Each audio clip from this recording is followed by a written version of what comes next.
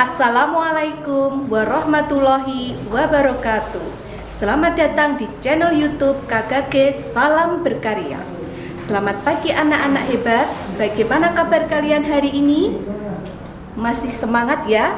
Pada kesempatan kali ini, saya Bu Eka akan mendampingi anak-anak belajar di kelas 6, tema 5, subtema 2, pembelajaran 1. Muatan pelajaran dan materi esensialnya yaitu IPS, membuat laporan tentang posisi dan peranan Indonesia di bidang ekonomi dalam lingkup ASEAN secara terperinci. Yang kedua yaitu IPA, mengklasifikasi benda magnetis dan non-magnetis. Yang ketiga yaitu bahasa Indonesia, membuat teks daftar riwayat hidup. Tujuan pembelajaran hari ini yaitu dengan membaca teks, siswa mampu menyajikan laporan tentang posisi dan peranan Indonesia di bidang ekonomi dalam lingkup ASEAN secara terperinci. Yang kedua, dengan mengamati gambar, bereksplorasi dan berdiskusi, siswa mampu mengklasifikasi benda magnetis dan non-magnetis secara benar. Yang ketiga, dengan membaca teks dan berdiskusi, siswa mampu membuat teks daftar riwayat hidup secara lengkap. Nah, anak-anak, usaha apa saja yang ada di sekitarmu? Bagaimana usaha tersebut? Apakah bermanfaat untuk dirimu dan orang lain yang ada di sekitarmu? Coba sebutkan usaha apa saja yang ada di lingkunganmu. Sekarang amati gambar berikut. Pekerjaan apa saja yang ada dalam gambar tersebut? Nah, jika kalian sudah mengamati, tentu saja banyak hal yang ingin kamu ketahui. Coba sekarang buatlah pertanyaan tentang kegiatan wirausaha dan isikan pada kolom di halaman 63. Kemudian, diskusikan pertanyaan yang telah kamu buat dengan menjawab 6 pertanyaan pada halaman 64 dan 65. Bagaimana anak-anak? Apakah kalian sudah selesai mengerjakan?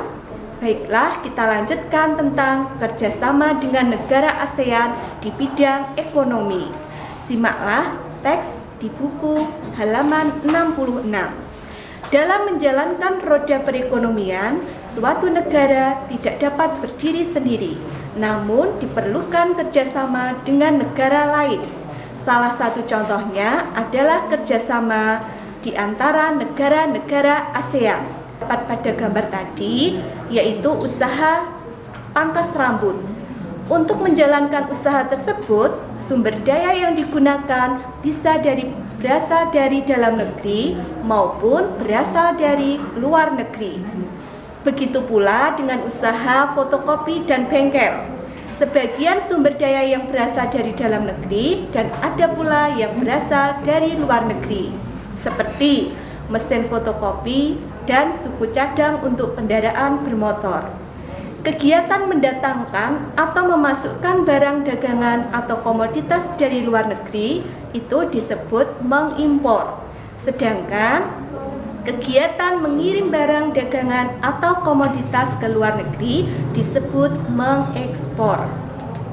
Nah, sekarang coba anak-anak membaca bacaan yang berjudul Ekspor Batik Terus Meningkat dan bacaan yang kedua Kasongan Bantul ekspor gerabah miliaran rupiah per bulan. Anak-anak, setelah kalian membaca teks halaman 67 dan halaman 68 tadi, apakah kamu mengetahui komoditas lain yang diekspor dari Indonesia ke berbagai negara di lingkup ASEAN?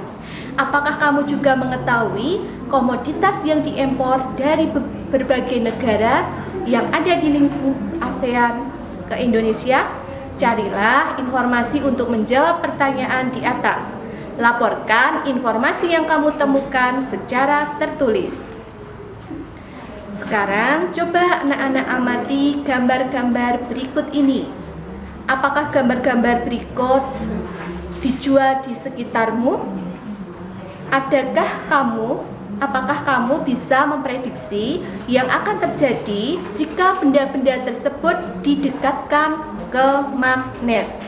Tuliskan prediksimu pada tabel berikut ini. Nah, anak-anak, tahukah kalian bahwa wirausaha yang sudah berkembang pesat itu biasanya membutuhkan karyawan yang lebih banyak? Wirausaha tersebut dapat menulis iklan atau selebaran tentang lowongan pekerjaan untuk mendapatkan karyawan sesuai kebutuhan.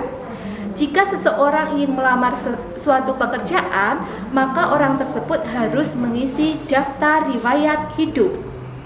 Daftar riwayat hidup itu adalah data yang berisi informasi tentang diri sendiri atau berisi tentang diri seseorang. Kamu dapat membuat daftar riwayat hidup untuk keperluan menerangkan data diri kepada orang lain. Kamu membuat daftar riwayat hidup untuk keperluan mendaftarkan diri.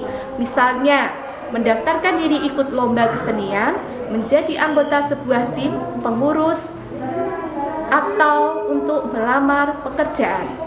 Setiap orang memiliki riwayat hidup masing-masing. Riwayat hidupmu pasti berbeda-beda dengan riwayat orang lain. Riwayat adikmu, kakakmu, atau bahkan orang tuamu berbeda. Kamu dapat menulis daftar riwayat hidup dalam bentuk singkat maupun dalam bentuk narasi atau cerita. Nah, kerjakan tugas dari Bu Guru dengan baik ya. Tetap semangat dan jangan lupa selalu patuhi protokol kesehatan. Demikian pembelajaran hari ini. Jangan lupa like dan subscribe ya. Wassalamualaikum warahmatullahi wabarakatuh.